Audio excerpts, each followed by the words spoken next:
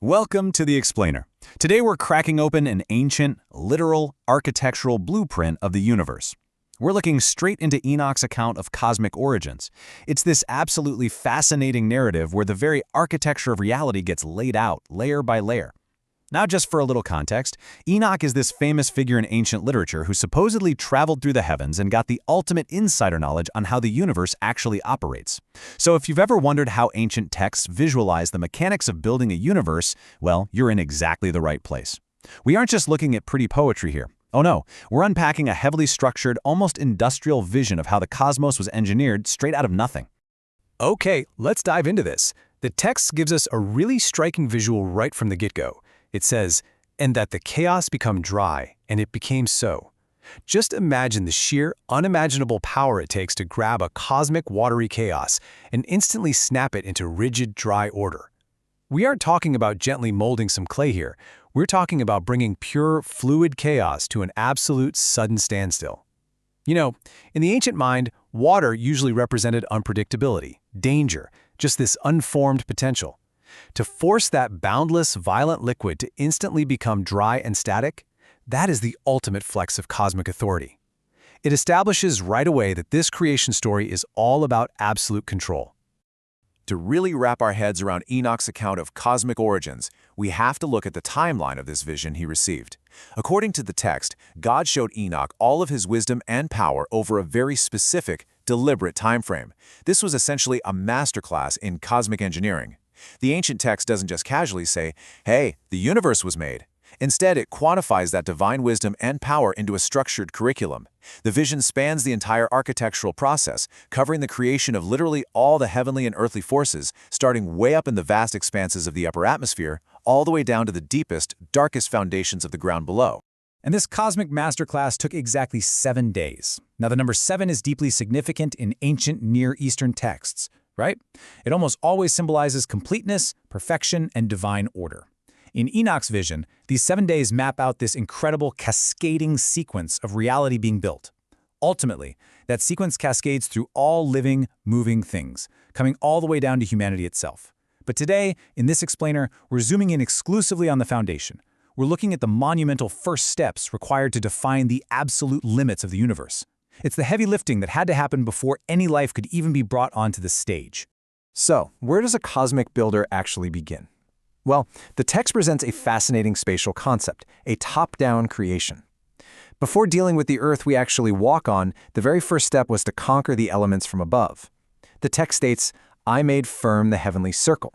And what's really interesting about this is how closely it aligns with other ancient cosmologies. Think Babylon or early Hebrew texts, which also envisioned a solid dome, or a firmament, literally holding back the upper cosmic waters.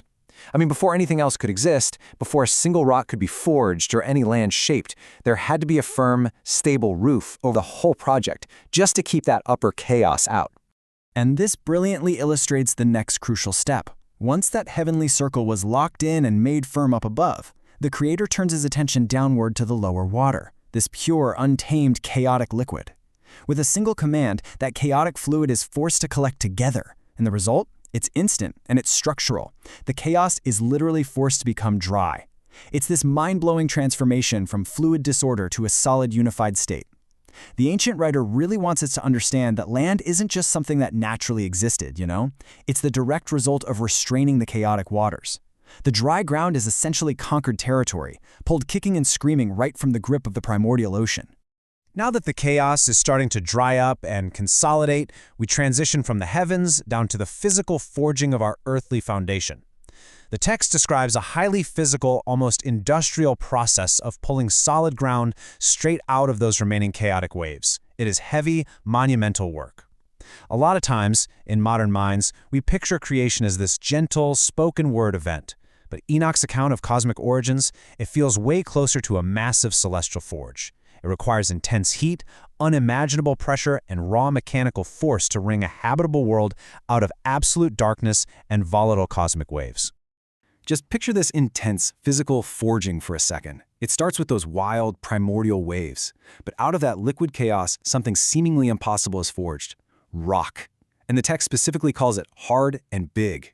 It's an incredible material transformation from water to unyielding stone. And then, from this massive, newly formed rock, the dry is literally piled upward. Imagine massive tectonic blocks being stacked, wedged, and welded together by unseen hands, climbing higher and higher out of the cosmic sea. Finally, this towering, dry structure gets its official name, Earth. It is such a deeply architectural view of how the ground beneath our feet was quite literally manufactured from the waters. But what about the inside of this new structure? Well, the ancient terminology used here is super striking. Look at this word, the abyss. It's defined as the midst of the earth, that is to say, the bottomless. As the earth was being piled up hard and big on the outside, the very center, the deepest interior of the planet, remained this terrifying bottomless void. It's kind of like building a massive, solid sphere, but intentionally leaving an infinite drop right in the core. For the ancient mind, the abyss was the ultimate unknown. It was a leftover pocket of primordial terror, securely locked away beneath the massive rocky foundation that was just forged. So, with the dry earth piled high and the abyss hollowed out within, we shift our focus to the remaining waters, because the oceans weren't just passively sitting there, right? They were a wild, volatile force that still posed a massive threat to this newly built structure. The text says the sea was collected in one place, but more importantly, it had to be physically bound together with a yoke. Think about that word for a second. A yoke is an agricultural tool, something you use to control massive, powerful beasts of burden. Here it's being used conceptually to tame the entire global ocean. The sea is treated not as a landscape, but as a wild beast that absolutely must be subdued. To really reinforce this absolute control, a direct, uncompromising command is spoken right to the sea. It says, "Behold, I give thee thy eternal limits, and thou shalt not break loose from thy component parts." Heavy gravitas there, right? The sea isn't just contained, it is fundamentally ordered not to break apart. It is locked into its eternal limits by divine decree. This shows us exactly how ancient cultures viewed nature. The tides and the shores weren't just the result of gravity and geography to them. They were seen as legal, eternal limits imposed by a creator, specifically to keep the beast of the ocean from rising up and swallowing the newly forged earth right back into chaos.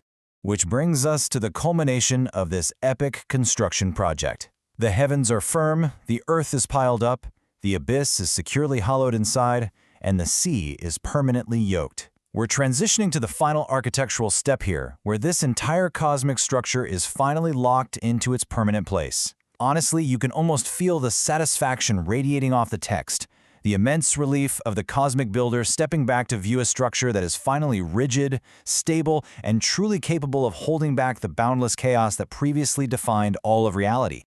So, the crucial point is how these spatial layers actually stack up to create reality as Enoch understood it. Let's recap. At the very top, the heavenly circle is made firm, creating this impenetrable roof. Beneath it, the unruly lower waters are forcibly collected together, which allows the massive rocky earth to be piled upward, carefully leaving a hollowed abyss at its core. Finally, the remaining oceans are yoked like wild beasts, and the whole firmament is fastened tight. It's a brilliantly conceived masterclass in top-to-bottom containment. Every single element relies on the other to maintain that incredibly delicate balance between order and absolute devastation. And how does the text summarize this monumental feat of engineering? With this simple phrase, "This day I called me the first created." Everything we just visualized together, the yoking of the seas, the piling of the earth, the firming of the heavens, all of that was merely the architectural triumph of day one. It was the absolutely crucial foundation required before the rest of the 7 days of Enoch's vision could even begin to unfold. Without the rigid boundaries of this first created day, there could be no plants, there could be no animals, and definitely no humanity. The stage had to be aggressively cleared and bolted down before the play could even begin. Which leaves us with a really fascinating final thought to chew on. What does this rigid, bound universe tell us about Enoch's view of cosmic order?